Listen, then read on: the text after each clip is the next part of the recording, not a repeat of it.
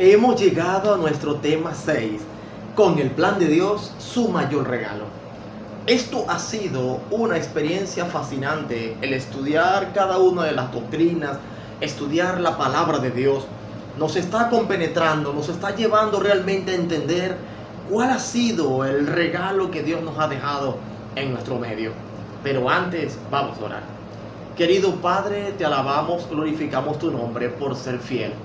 Síguenos transformando y dirigiendo en Cristo Jesús. Amén. Llegamos a nuestro sexta lección. Esta sexta lección es importantísimo porque vamos a estudiar la ley de Dios. Hablar de la ley en hebreo, en la palabra Torah, y en griego la palabra nomos, nos habla realmente de la presencia real del carácter de Dios de forma instructiva, de manera educativa, y es la forma como Dios se revela a nosotros para mostrarnos su identidad. Entonces, en gran escala, la ley de Dios tiene un propósito importante. Nos señala el pecado y nos indica realmente, como lo hace un espejo, nuestra condición real delante de Dios. Entonces, como el pecado es engañador y en gran medida pareciera que es imposible el reconocimiento de nuestra condición, entonces es muy importante que aparezca su ley como un método para darnos a conocer en gran escala quién soy y mi condición real delante de Él.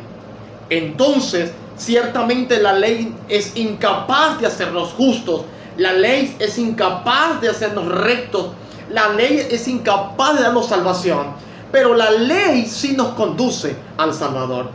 En gran escala, entonces, vamos a analizar cómo tenemos dos grandes principios importantes en relación con la ley. En primer lugar, encontramos en Éxodo 20 y Deuteronomio 5 las dos grandes referencias bíblicas en el Pentateuco para mostrarnos cómo la ley nos enseña una lección importante. Por ejemplo, el primer mandamiento apunta a la fidelidad de Dios y a la fidelidad del ser humano delante de Dios. El segundo mandamiento apunta al amor, el hecho de que nosotros comenzamos a reflejar el carácter de Dios como esencia real de que vivimos una experiencia profunda con Él. El tercer mandamiento apunta al testimonio, a la capacidad de presentarnos delante de los demás y delante de Dios, no tal como somos, sino en armonía con lo que Dios va haciendo en nuestra vida. El cuarto mandamiento también nos habla de la adoración, ese nivel de acercamiento que tenemos con Él para intimar, para correlacionar, para crear una interdependencia entre Dios y nosotros y aún con nuestros semejantes, y de esta manera conocerle de manera mucho más conectada. El quinto mandamiento habla del respeto. El sexto mandamiento exalta el principio de la vida, el valor de lo que somos como seres humanos.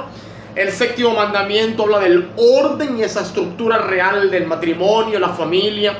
El octavo mandamiento nos impulsa a ser honestos. El noveno mandamiento nos da un vestigio real de lo que tiene que ver con el valor de la verdad. Y el séptimo mandamiento nos implica el hecho de que debemos tener contentamiento con todas las cosas que tenemos.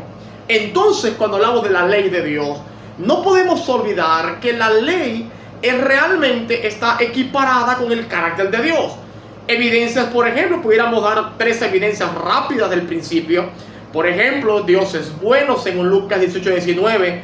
La ley también es buena, 1 Timoteo 1:8. Dios es santo, según Isaías 5:16. La ley también es santa, según Romanos 7:12. Dios es perfecto, según Mateo 5:48. La ley también es perfecta, según Salmos 19, versículo 7.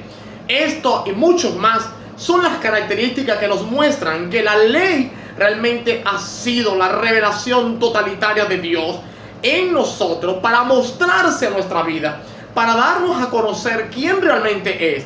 Y a partir de allí, su trabajo es conducirnos al Salvador. Cada vez que nos observamos en la ley, cada vez que revisamos nuestra condición, estamos diciéndole al Creador: Señor, haznos a tu imagen, porque la condición que tengo en este momento no es la mejor. Así que hoy te invito a vivir basado en la ley, a pesar de que se ha rumorizado una cantidad de propuestas filosóficas y teológicas que apuntan a la idea de que la ley está abolida, que está caduca, que perdió valor, hoy más que nunca la ley tiene un poder importante, porque no solamente nos muestra el pecado, también nos conduce a aquel que nos salva. Así que si quieres ir al Salvador, debes vivir en armonía con su ley, porque viviendo en armonía con su ley, vamos a ver cosas grandes en nuestra vida para su honra y su gloria. ¿Quieres tú ser parte de ese equipo que vive bajo los principios de la ley de Dios? ¿Quieres tú ser parte de esos hombres y mujeres que experimentan la gracia divina, guiada y transformada por el amor como base de la ley? Y finalmente, ¿quieres tú ser sellado, vindicado y sobre todo transformado por la obra del Espíritu Santo al grabar en nuestros corazones su ley como un mecanismo central de transformación que Dios va a hacer en tu vida? Querido Padre, bendice a cada uno de los que hoy están activos para escuchar tu voz. Que tu palabra pueda permear sus vidas, pueda transformarlas y guiarlos hasta el fin. En Cristo Jesús. Amén.